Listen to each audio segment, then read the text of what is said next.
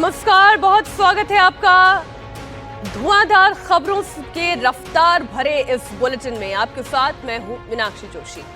हर बड़ी खबर पर हमारी पैनी नजर बनी रहेगी। शिमला की संजौली मस्जिद में अवैध निर्माण के खिलाफ लोग फिर सड़क पर है। हिंदू संगठनों की आक्रोश रैली के मद्देनजर चप्पे चप्पे पर पुलिस मुस्तैद है। अखिलेश का आरोप है कि योगी सरकार ने 207 फर्जी एनकाउंटर किए, इनमें 125 पीडीए हैं, यानी कि दलित और पिछड़े हैं। कुशीनगर में लड़कियों के किडनैपर्स मुठभेड़ के बाद गिड़गिड़ा के माफी मांग रहा है, तो फिर बहराइच में भेड़ियों ने कल रात 2 बच्चों पर कैसे हमला कर दिया। कैंपेन के लिए बारामूला से निर्दलीय सांसद राशिद इंजीनियर आज जमानत पर बाहर आएंगे, तो हरियाणा में वीरेश फोगाट के अलावा आज बीजेपी के 25 उम्मीदवार पर्चा दाखिल करेंगे। सारी खबरें होंगी आपके सामने, लेकिन बात सबसे पहले शिमला में मस्जिद पर छिड़े महाभारत की। शिमला के संजौली में मस्जिद का अवैध निर्माण गिराने की मांग पर प्रदर्शन शुरू हो चुका है। हिंदूवादी संगठन आज एक बार फिर सड़कों पर है। नारेबाजी करते हुए लोग अवैध तरीके से हुए निर्माण को गिराने की मांग कर रहे हैं।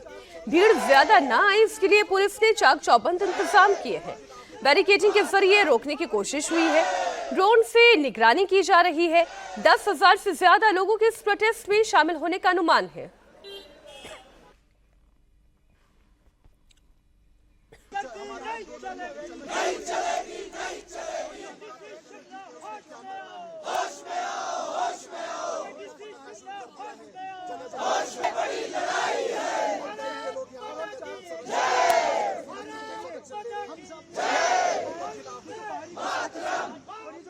अवैध निर्माण को तोड़ने की अपील की जा रही है। शहर में पुलिस ने बकायदा फ्लैग मार्च किया। संजौली इलाके में धरना प्रदर्शन पर भी रोक लगा दी गई है। 5 से ज्यादा लोगों के इकट्ठा होने पर पाबंदी है, लेकिन अभी भी बड़ी भीड़ यहां पर एकत्रित है। लाइव तस्वीरें आपके सामने हैं। संजौली इलाके में नारेबाजी पर रोक लगाकर रखी है। संजौली इलाके में भारी पुलिस फोर्स की तैनाती की गई है। बीएनएस की धारा 163 लागू की गई है। हिंदूवादी संगठनों का आंदोलन का ऐलान है। हमारे सहयोगी पुनीत परिंजा इस वक्त वहां लाइव जुड़ चुके हैं, लोकेशन पर मौजूद हैं। पुनीत, क्या बड़ी संख्या में हिंदूवादी संगठन के लोग यहां पर एकत्रित हुए हैं? जरा तस्वीरें दिखाएं और लोगों का क्या कहना है वो दर्शकों तक पहुंचाएं। देखिए मीनाक्षी, सबसे पहले मैं ये बात क्लियर करूं कि 10:30 बजे के आसपास कुछ हिंदू संगठन के लोग यहां पर पहुंचे थे। पुलिस ने उन्हें डिटेन किया और उसके बाद यहां पर किसी को भी एकत्रित नहीं होने दिया जा रहा। यहां पर अगर आपको मैं तस्वीरें दिखाऊं तो सिर्फ सुरक्षा बलों के अलावा और कोई नजर नहीं आएगा। ये आप तस्वीरें देख सकते हैं। इससे महज 200 मीटर आगे संजौली मस्जिद है और यहां पर आप देख सकें कि सुरक्षा के चाक चौबंद इंतजाम जो है वो हिमाचल पुलिस या हिमाचल एडमिनिस्ट्रेशन के द्वारा किए गए हैं।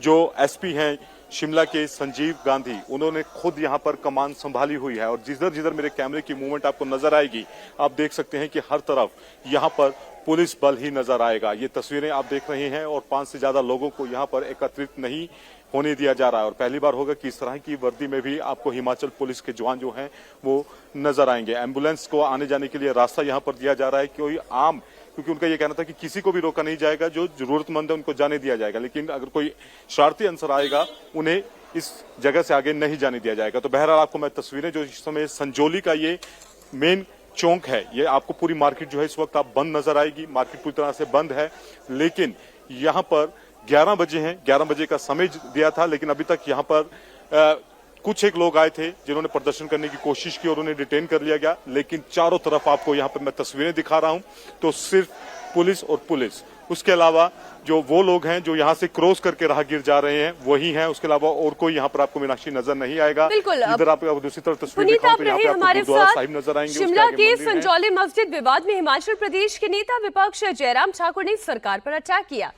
कहा कि सुखू सरकार दबाव बनाकर पूरे मामले को रफा दफा करना चाहती है। ये पूरा मैटर लोगों की भावनाओं से जुड़ा हुआ है, जल्द से जल्द मामले का निपटारा होना चाहिए।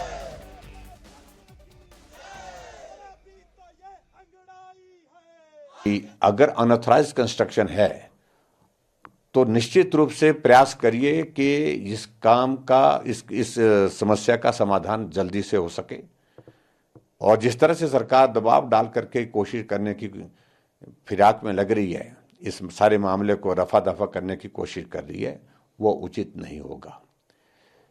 क्योंकि जिस तरह से मैं देख रहा था कि सरकार का जवाब कि अनऑथराइज्ड कंस्ट्रक्शन हिमाचल प्रदेश में हजारों स्थानों पर हुई है। अगर हजारों स्थानों पर हुई है तो वो एक इंडिविजुअल मसला हो सकता है, लेकिन उसके बावजूद ये मामला अलग तरह का है जिसमें लोगों की भावनाएं जुड़ी हैं, जन भावनाएं जुड़ी हैं, और इस मामले को उन सारे मामलों के साथ जोड़ना उचित नहीं होगा, यही मेरा कहना है।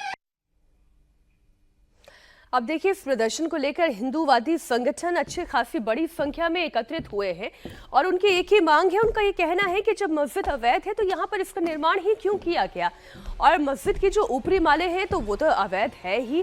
खैर, आपको बता दें, हिंदू पक्ष का जो दावा है वो ये है कि साल 2010 के बाद ये मस्जिद यहाँ पर बनाई गई और ये सरकारी जमीन पर बनाई गई मस्जिद है। वक्फ के पास जमीन का रिकॉर्ड ही नहीं है। तो वही मुस्लिम पक्ष ये दावा करता है कि साल 1947 से पहले की ये मस्जिद है। वक्फ की जमीन पर मस्जिद बनाई गई है और जमीन पर वक्फ का ही मालिकाना हक है। आइए आपको बताते हैं हिंदूवादी संगठनों का मुख्य दावा क्या है और उनकी नाराजगी किस बात को लेकर है। हिमाचल में संजौली मस्जिद विवाद लगातार गहराता जा रहा है। इस वक्त मेरे साथ हैं हिंदू जागरण मंच के महामंत्री रहे गौतम जी हैं मेरे साथ, उनसे मैं बात करूंगा। कमल, गौतम जी, आज एक आह्वान किया गया है हिंदू संगठनों के द्वारा मस्जिद को लेकर, क्या लगा आज होगा कुछ ऐसा या एक शांतिपूर्ण प्रदर्शन है? ये देखिए, ये जो आह्वान है ये किसी हिंदू संगठन का नहीं है। इसको शिमला की सिविल सोसाइटी और यहाँ के सामान्य हिंदू समाज ने इस आह्वान को किया है। और निश्चित तौर पर जब समाज किसी आह्वान को करता है तो निश्चित तौर पर समाज उसके ऊपर संज्ञान लेकर के सही दिशा में बढ़ने का भी काम करता है। और आज भी मुझे लग रहा है कि पूरा हिंदू समाज निकल करके बाहर आएगा, क्योंकि ये आह्वान समाज का है, किसी संगठन का नहीं है। तो निश्चित तौर पर आज हिंदू समाज सड़कों के ऊपर होगा। अब उत्तर प्रदेश की सियासत में किस तरीके का घमासान मचा हुआ है, खबर इससे जुड़ी हुई।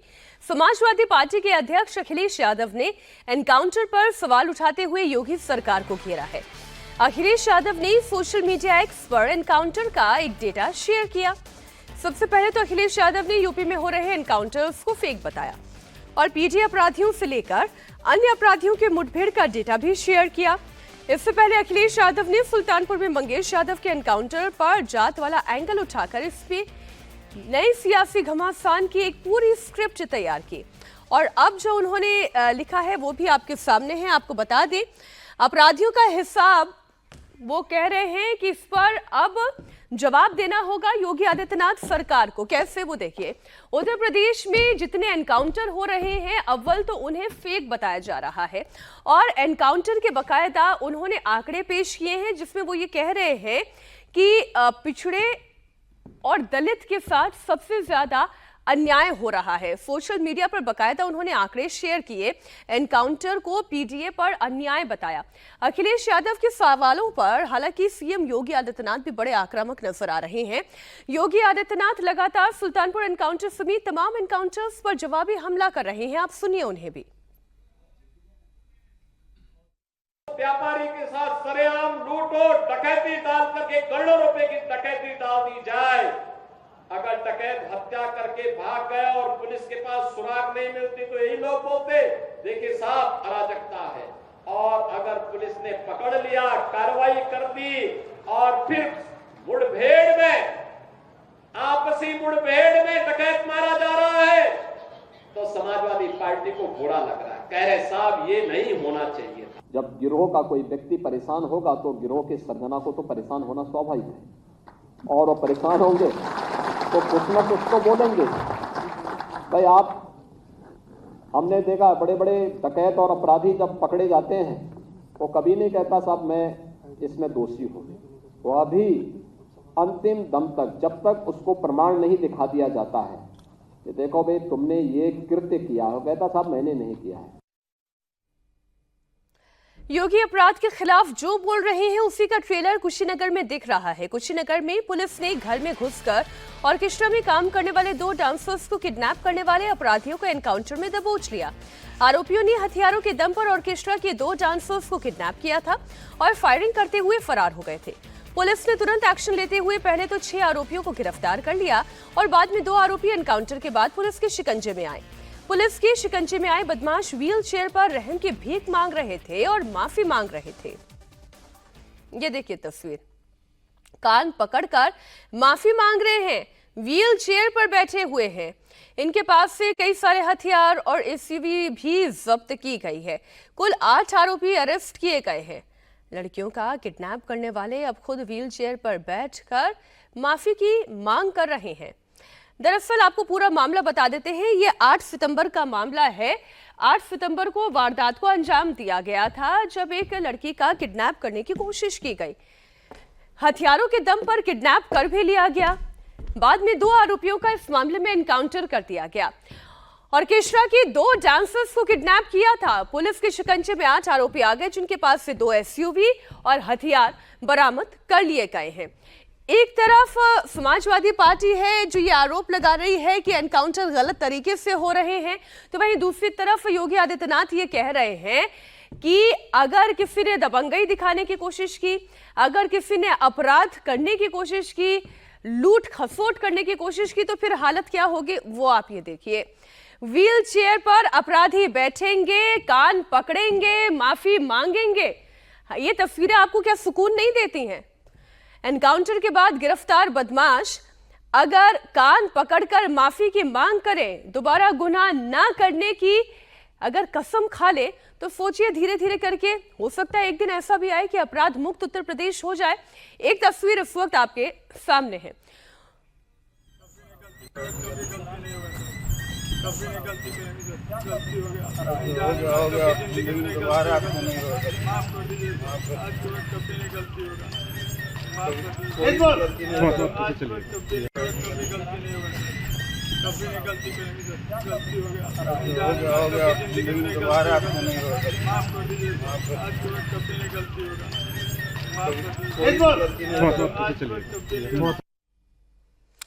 आरोपी दबंग थे। एसयूवी और हथियार लेकर ऑर्केस्ट्रा डांसर्स को किडनैप करने के लिए पहुंचे थे।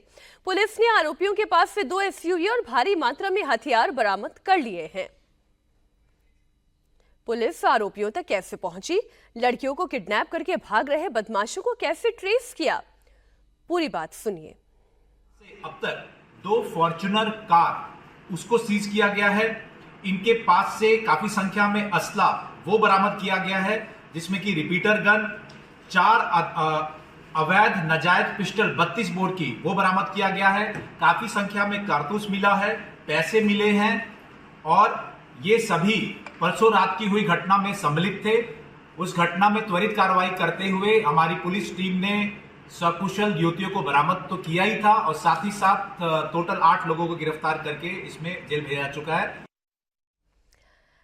तस्वीरें एक बार फिर से आप देखिए। उत्तर प्रदेश में कैसे अपराधी कान पकड़कर खुद अपने गुनाहों पर माफी मांग रहे हैं।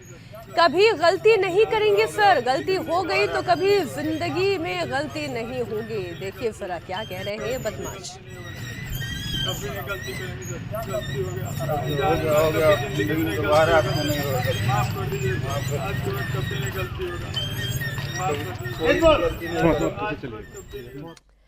अपराधियों के आतंक से मुक्त करने के लिए जहां ऑपरेशन लंगड़ा चल रहा है, तो वहीं एक लंगड़ा भेड़िया बहराइच में लोगों की जान पर आफत बनकर टूटा पड़ा है। मैं बात कर रही हूं आदमखोर के आतंक की।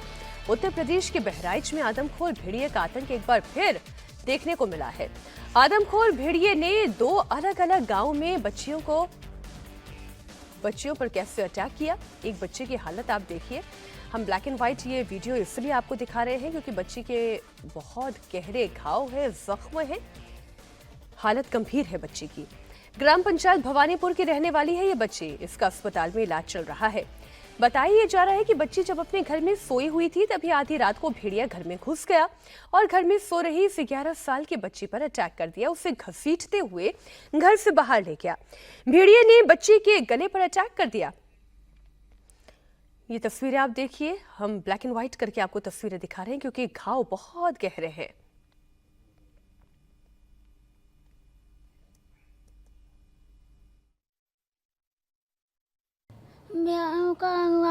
हमका घसीट लई कर रहा है, सोईत रहन।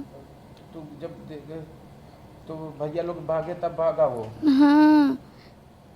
कैसा दिखत रहे? हाँ? कैसा दिखत रहे? वो हमका घसीट लेके गवा तो हमका सब झलरा करे डाले। तो हम 1 बजे हनका चिल्लायन तो वो मेरे को दादा हमारा उठा तो मारिस तो भाग चला गवा धान ही धान। किस तरह का दिखता था, देखा उसको, देख पाई थी बाद में? हाँ, कैसा था वो कुतुए मेर के रहा था, भूरा भूरा, इतना बड़ा मुंह है, इतने मोछ है। बहराइच के 35 गांव में आदमखोर भेड़िए का आतंक मचा हुआ है। अब तक वन विभाग की टीम ने 5 भेड़ियों को पकड़ लिया है। उस आदमखोर भेड़िए की तलाश जारी है जो लगातार लोगों को अपना निशाना बना रहा है। जब 11 साल की बच्ची पर आदमखोर ने अटैक किया तो उसका भाई वहां पर मौजूद था। उसने बताया कि कैसे भेड़िए ने अटैक किया। जिस बच्ची के ऊपर अटैक हुआ है, 11 साल की बच्ची है, उसके भाई हमारे साथ मौजूद हैं। क्या नाम है बहन का? सुमन। नाम। कितनी उम्र है?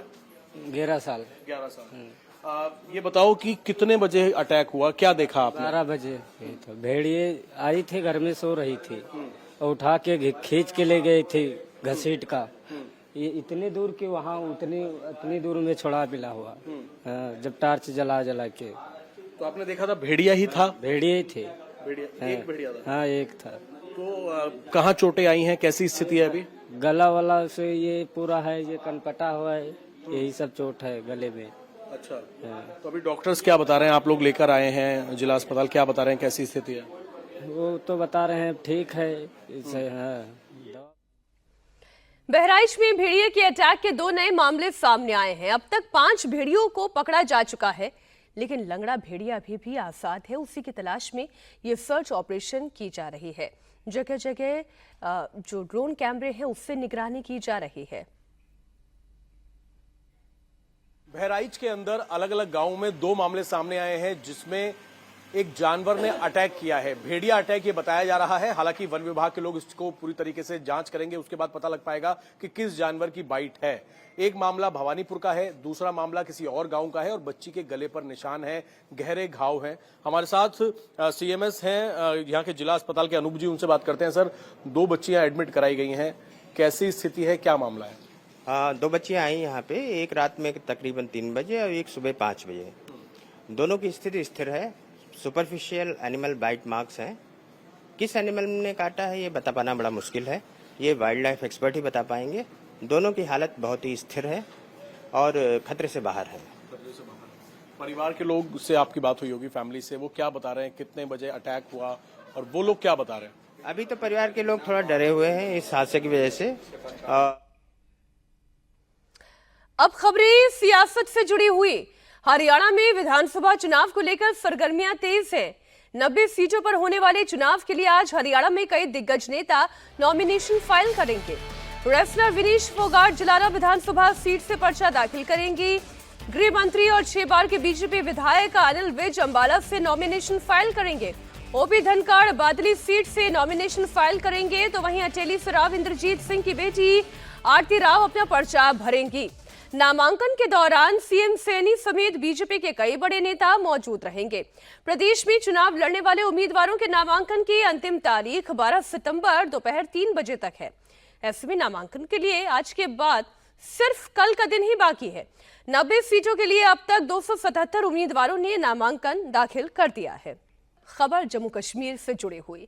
वहां चुनाव प्रचार के लिए जेल में बंद सांसद इंजीनियर राशिद को जमानत मिल गई। वो आज बाहर आ सकते हैं। प्रचार के लिए दिल्ली पटियाला हाउस कोर्ट ने उनकी जमानत को मंजूर कर लिया है।